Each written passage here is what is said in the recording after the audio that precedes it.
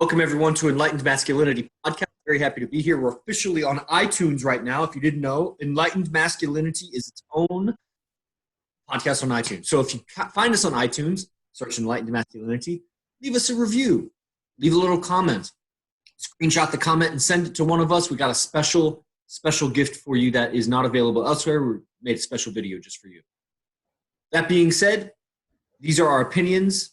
We're giving them from our experience and our understandings. So be an adult about, this is a touchy subject, right? Masculinity in the modern Western world. You'll get your nose bit off by a feminist. You got to be careful how you talk about masculinity. We're going to do that, but we're also not going to be careful because, that's kind of what we're not careful. Okay, just kidding. I'm your host, one of your hosts, Yogi Chris, PhD. I'm the founder of Ninth Yoga. And this podcast is sponsored by Ninth Limb Yoga. So let's shout out Ninth Limb Yoga. That's my brand. And yeah, I got a PhD, all the other credentials, many books you can get from me, host 3 podcasts right now. And I travel the world teaching yoga. So that's exciting. In Los Angeles now, about to head out to St. Petersburg, Florida. I have a co-host. My co-host is a biotech research analyst for Big Pharma, the biggest drug dealers in the world. And also a registered yoga teacher, starting a yoga following there in Montclair, New Jersey, called Rising Suns. He's also an avid student of masculinity and sexuality and all things great and grand under the sun. Here is the pharaoh formerly known as Ra, a.k.a. Akash Inti. Brother, thank you for the introduction. I'm really excited to delve down deep into this topic of nature, the art of nature, and the event that we went to, I think, a little under a month ago now. Some of the things that 2 weeks, it's so much has changed over the time period. It's just, I can't even fathom how much time it's been. But I'm excited to get down into it, into some of the things that you've learned, some of the things that I've learned. Maybe we start with what is, or why was this event important for each of us to attend? Maybe we start there and then dive into some of the things that we've learned about ourselves as a result of it. Well, what is the event? The event is Art of Tabiat. And I hope I'm allowed to give that name away. And I think I am. I think I am. It's a very special word, but it just roughly translates, let's just say, as art of nature. And so what is that? It was by our teacher, Arash Sapar and the Art of Nature. So he has this brand that kind of represents a skill set and a knowledge of how he gets women. He gets tons of women. And he's very honest with all of the women. It's incredible. When he'll do like video streaming, like we're doing now on Zoom. He'll do video stream with girlfriends or girls that he's picking up or whatever, friends that are like, it's just incredible to see those interactions. And they're just so plentiful and of such a nature, not to use the word nature again, but such a quality that you admire it. You admire how positive, how high energy, and how good feeling it appears to be. So he apparently claims that this is very tactical of him, and that once he never got women, there was a time in his life and he learned the skill set to do it. And at some point, he discovered this, hack into the system. Like if you ever study sales, you'll learn like different sales language and tonalities and things like that, like you study Jordan Belford, and they're hacking the system. They're hacking the other person's minds. They're hacking the matrix of like how people unconsciously respond to this and that. It's very obvious in like the sales matrix. Well, in the seduction matrix, Arash has hacked it. And so, it's an old, term in Scientology, the teachings of L. Ron Hubbard of, you have whatever trauma you have or whatever unconscious behavior you have, if you go backwards in time, there is an original stimulation for that. You go all the way back, whatever karma, you could call it karma, cause and effect, cause and effect, cause and effect. You go backwards. There is an original cause to your mental loop. There is an original cause to your behavioral loop. Most of those are very old, like ancient, like, they're genetic, so like millions, maybe billions of years old. When he finds that original incident that caused the karmic chain or the genetic or the behavior or whatever you want to call it. That is called the basic. As a technical term in Scientology, that's called the basic, the original. So Arash had found a hack into the system, the social matrix, the mating matrix of humans. And upon consulting with his teacher at the time, who's still his teacher, but the teacher's dead, but was his teacher, spiritual teacher, guru. His guru informed him that you, Arash, are the basic of that information, because you're not he had searched outside of him, looked in libraries, tried to find where was this code of nature, this art of nature that he had developed. So apparently he was the basic. So he later called his company Seductive Instinct. Seductive Instinct. So this is the outward style, you could say. You know how like martial arts have like different styles like karate and kung fu and Muay Thai. So the outward expression, the style of his awareness, of his knowledge that he had, was called Seductive Instinct. And he was the basic of the Seductive Instinct method. So he did an event 2 weekends ago, which he taught the basic of the Seductive Instinct method, called the Art of Nature. Okay, so why did I go? That was the question, right, Akash? I just wanted to give a little back. What are we talking about? What event am I talking about? The Art of Nature event by the man who gets more women on planet Earth than any other man alive, except for maybe like Wilt Chamberlain or something. But Wilt Chamberlain is also on television and makes multi-million-dollar a year, and he's a huge black man that's very handsome. He's got a lot going for him. Arash Dibazar is a short, kind of ugly Persian guy who doesn't make that much money.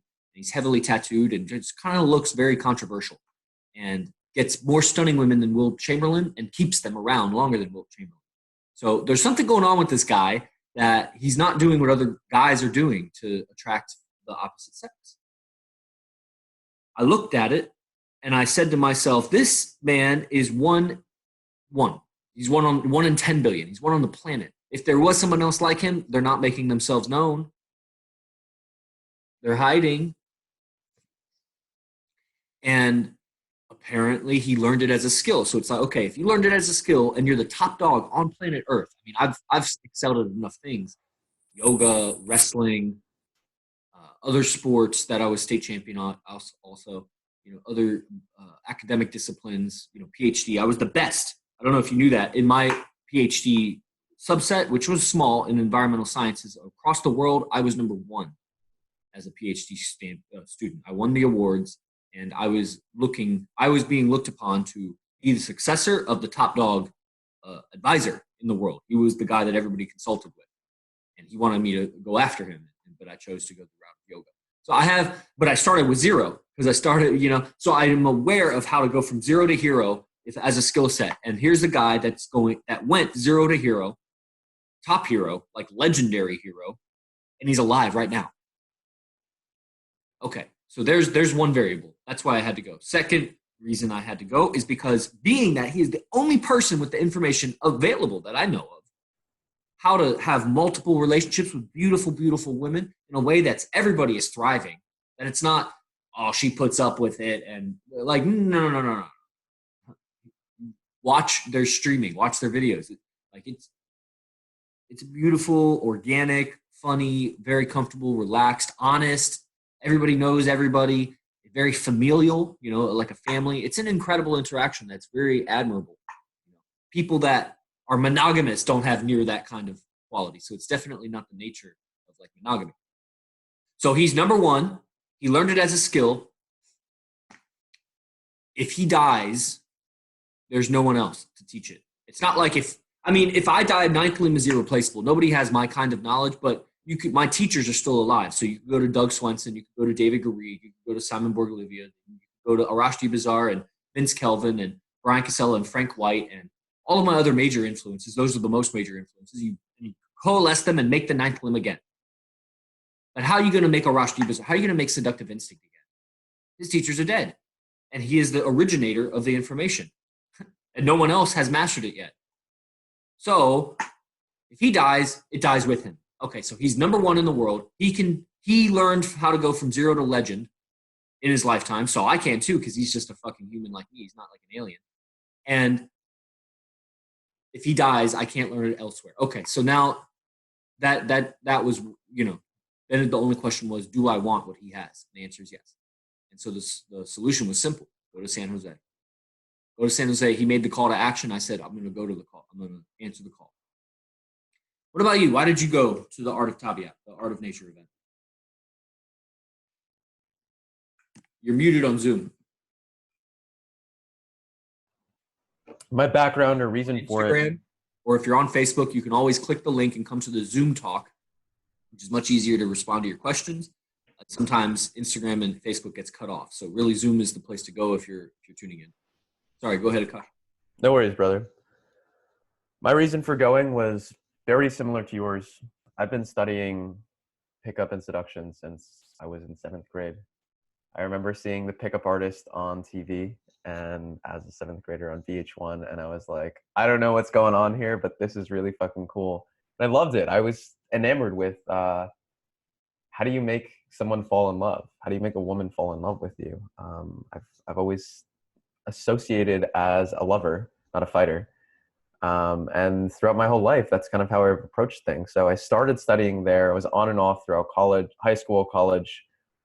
And it was a little under 2 years ago now that I started studying with Vince Kelvin, as I knew that I wanted a coach who would teach me the ways of this art.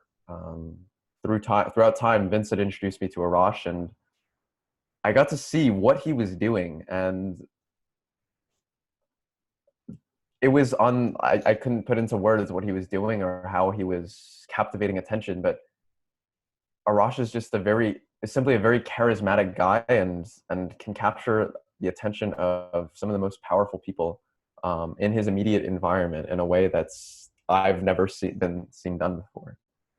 On top of him having multiple relationships with beautiful women, I was like, okay, there's something to this guy that he's an influential man within his own right and his own field, and I want to learn this. I see it as a very important place for a man, is his wealth, his relationships, and his health. And to me, Arash is a master of relationships. And so this is the area of my life that I really want to learn from the masters in. I have other gurus and teachers for each of the other aspects of life, but this is one where I know that relationships in life are so powerful. Some of the most richest people in the world, or the healthiest people in the world, are like, it doesn't really matter if you don't have anyone to share it with. To me, that's so important, and it's invaluable. There's really no value that you can put on a good relationship with anyone. So this was one of the reasons that I wanted to continue studying, was that I know that throughout my life, my relationships are only going to get more important. The relationships that I have today will either be built up and become stronger down the road, or they'll erode. And that's fine. If they erode, that's fine. If it was a relationship that was not meant to sustain the long run, that's cool. I want that to happen sooner than later. I want to know sooner than later that we probably shouldn't have continued this because we're not along the same path, or we're not along the same values. All of these types of things that were things that I've learned from Arash, and really just getting a better understanding of clarifying these things, like what makes a good relationship, what are the qualities of it, what do you change with your internal self in order to match the external self, if you will, or the external people around you. So it's simply that there's no one else that I've seen around, and it's a dream that I have. It's I guess an idea that I have for myself, that this is something I aspire to. The other thing is, when I see Arash, I see a future version of myself. It's the student-teacher relationship. It's that I know over time that I will likely be in his position to pass these teachings along to someone else, and I'm committed to it. I want to be here for the long run, and this is what you do when you're committed to what you want to study. So that's incredible. That's rare. That's I agree. So cool. Yeah. So, okay. So you've gotten our takes on the initial drive. We're keeping the podcast a little shorter now, so definitely leave your comments, questions about it. I want to skip to the end of Tabiat, So it was a 3-day training. We fly to San Jose, California from, you're from New Jersey. I flew from Florida. Right now I'm in Los Angeles, but that's right. And, so it's 3 days. It's Friday, Saturday, Sunday training, and then we leave, and then you go back to your life. How has life changed for you, if at all? And specifically, definitely internal shifts, but what has manifested outside of you? Has other people noticed? What would an external observer notice is different about your life after training with the Rashdi? Yeah, I would definitely say more magnetism, if that makes sense. So people are either really attracted to me or really repelled by me a lot quicker. And that's something that I actually enjoy, because I'll see the attractions be very strong, and the person, particularly those like the individuals who I've had in my life prior to then, there was some sort of attraction or magnetism between each other. And it was only amplified. So I saw that if we were getting along well, the person wanted to be around me more or wanted to hang out around me more. But if the person was kind of like on the fence with me, they were a little bit more like polarized. So polarized, I'd say, is the biggest thing that I've seen. And I've seen it with just relationships with a couple girls that I've been seeing, relationships with some yoga teachers, some people where it's obvious that they are either definitely attracted to you or definitely not. That's exactly it. And it's helped me clarify actually my relationships to see who's really someone who's in my life that really gives a shit about me, and someone who's not as they are, but that's so cool. So do you think are you buying into like the as within, so without, where it's like the external attraction was unclear because internally who you were being was unclear? I think that's definitely a large part of it, for sure. I think the other piece of it is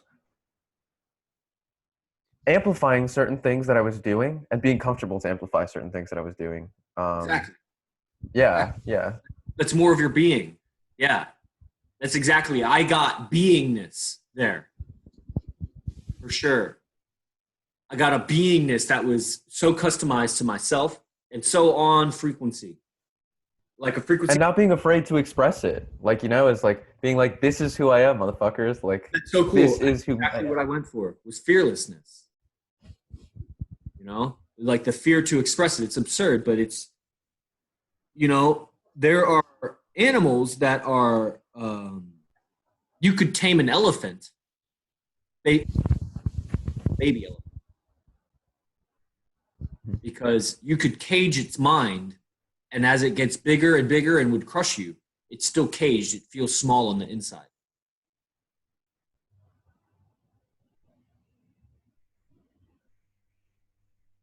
So I see a lot of guys that have ambition and so on, and how they were treated young, they carry that into their big adult man body, and they still behave like children, looking for approval from the men and women around them who are their surrogate mother and father. That's Yogi Chris, and I think this is a huge piece right here for anyone joining. This is like a real gold nugget. And I was doing a lot of character study last night, actually. I was studying Elvis. I was studying Jim Morrison. I was studying Prince. I literally spent the night studying all of these different characters, because to me they're symbols who've iconized a generation and really stood for something. And so one of the things that I had learned from this was that many of these figures never outgrew who they were when they were younger, and that impeded their growth. Don't get me wrong, they made it huge and they were superstars for sure. But there was definitely farther that they could have gone along their path and journey that was not necessarily realized because of these mindsets. And so what I want to do is free myself of these mindsets and allow myself the largest freedom to be who I am. I know that through this type of investment in myself, I'll only free and enable myself to go further than I'd ever even dreamed of. And what gave you that confidence? How did you know that investing in a live event with Arash Bazaar would free your beingness? Because I have a belief that money is energy. And so when I put lots of money or lots of energy towards something. We don't need to name the price either, but yeah. Yeah, when I put lots of money or lots of energy towards something, I inherently must receive it. It's the law of exchange and alchemy. So you give energy to something, I must return. I must receive something back from it.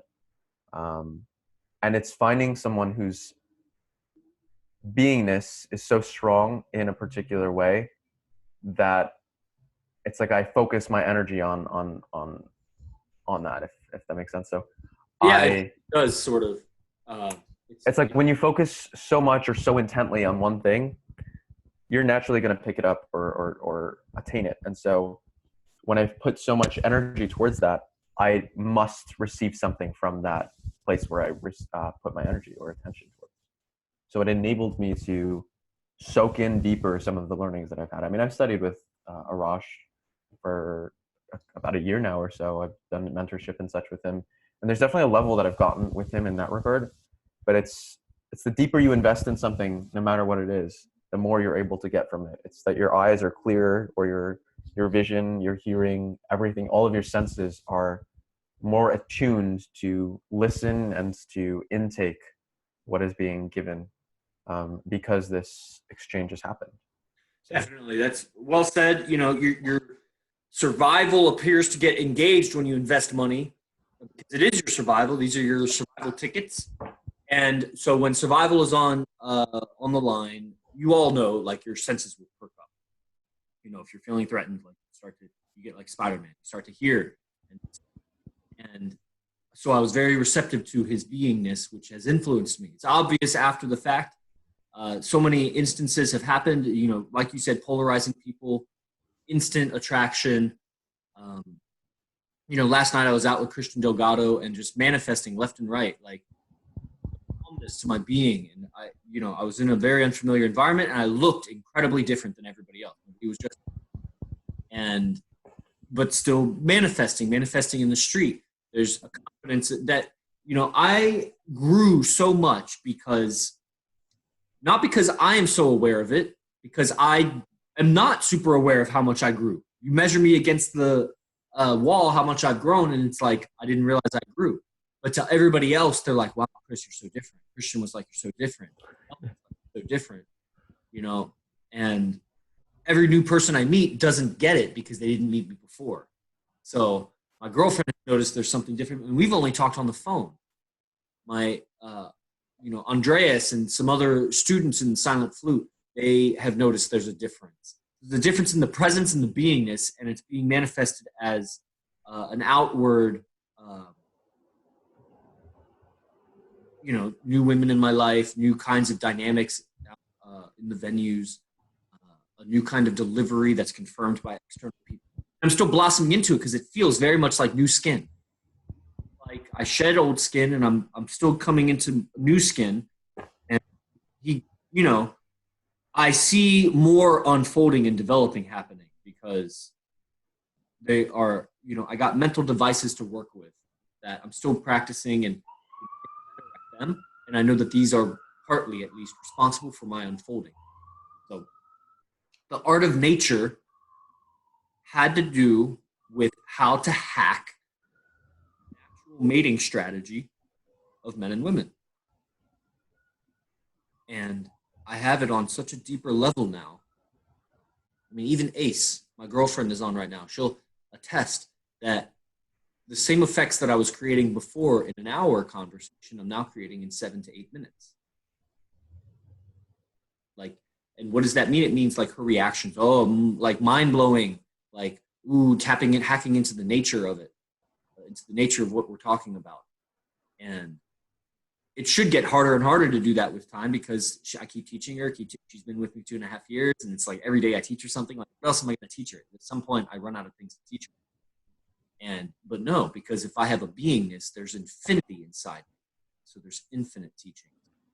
And if you get bored with the teachings, Ace, then we just go around the world and find new experiences, new situations that I can prove to you my beingness, why you should be following. So this is my lust of travel. Is not just to travel. I don't care about the landscape. I mean, that's cool. I care about bringing the girl along with me and then showing her how I be in different environments. So the world becomes my territory, becomes my queen of the world, and I am its conqueror. And watch. It sounds almost absurd at the age of 32, the amount of resources I have to claim that I'm the conqueror of the world. Watch what it looks like after I'm gone. Watch what people talk about. What do they say about me when I'm gone? Even towards the end of my life, I'll be a mythological character in my own lifetime. I'll still be alive and people will be whispering. Almost like Tupac. If Tupac was alive right now, it'll be kind of like that, but in the spiritual sense. Awesome. So I'll hand it back over to Akash. Any closing words? I don't see any questions being typed, so we'll just kind of wrap it up here. Silent Flute Lecture is in 35 minutes, everybody. So go to ninthlim.com to blow your mind. 2 lectures a week in a customized, personalized curriculum with short technical videos, and plus a weekly check-in or a monthly check-in call with me to make sure you're on track. I'll hand it over to Akash.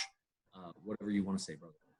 Yeah, 2 things. So one, I also want to pitch your body language event with Vince Kelvin this weekend. I was catching the free streaming yesterday, and I honestly could not imagine a better duo of people who were applying body language. So it's one thing to teach theory in high in the sky shit. It's another thing to actually teach it. Vince Kelvin, with his number of years studying hypnosis, NLP, just communication in general, and you as a yoga teacher understanding how does the body itself work and what are the nuances to these things. So to me, I couldn't imagine a better combination of people of how do you apply body language between the 2 of you. So that was one thing I wanted to talk about. The second is Sunset Club. We have Sunset Club tomorrow on Sunday at, I believe it's 7:30 p.m. We will be watching sunset and kind of talking. As I mentioned, we gather the most interesting, beautiful, charming, and thoughtful people around the area. So we bring them all together at Eagle Rock Reservation in West Orange, watch sunset, and allow the beauty of life to inspire our everyday actions. Yeah, maybe even throw your body into ketosis and sun gaze. That would be super cool. So we got final comments, you guys. You're always putting in the comments when we're closing out, but I want to answer them really quick. So Arsh says, in what ways do you feel you changed being fully, what ways do you feel you've changed in fully and freely able to manifest what you want? I'm fearless. I removed fear. I'm just as able. I got a few new technologies for how to I don't know if you're talking about like magical manifestation or like just in general, like, you know, I want a new job, I got a new job. I mean, that's kind of magical. So in all levels, in all dimensions and realms of manifestation, what I mean by magical manifestation would be like if I sat here and contemplated my ideal woman and then visualized her, and there's more to it. I'm just giving a cursory overview. And I don't know, 2 days later, I run into her out at like the shopping center or something. It would be like a magical manifestation. But on all dimensions of manifesting, I'm fearless. And that's preliminary to manifesting your higher goals. You can't go at it with fear. If you do, then when you get it, it's going to be imbued with a sensation of afraidness. You attract what you feel about the situation. Okay, that's enough on that. I could teach you more. I'm teaching that in Silent Flute, but that's all I'll say on it now. Do you have a comment on that? Nothing more to add. I think you said it well. Cool, thank you. IMC Andre, last comment. Are there recordings of body language with VK? Yes, there will be a link in the description to this. And VK, I think I need to get the link from him. But yes, it's available, very reasonable price. I forget what it was. It's absurd. It's like $25. I gave mind-blowing teachings. It'll blow your mind. And the Tabiat, which is the Art of Nature event, are not available. Never will those recordings be given, and you got to come to the event. They're not in. They are recorded. There is recordings. The people that attend the event study them over and over and over and over. We have infield recordings. We have infield audios. We have recordings of him teaching his four of his girlfriends and to us, which is very powerful. And I mean the free intro, brother. Tabiat intro. Tabiat intro. What is the Tabiat intro? There is no intro. What there was a demo picture, which he had a new girl that he was seducing on camera. He was teaching us a little bit also. That is unlisted on YouTube, and I gave that to the group chat, Andra. If you're in the group chat, if you're not, send me a message. Is that what you mean by the intro? Because, there isn't really an intro, but there was that free kind of talk that he gave. Okay, cool. See you tomorrow at 9 a.m. Pacific and 12 p.m. Eastern for Enlightened Masculinity.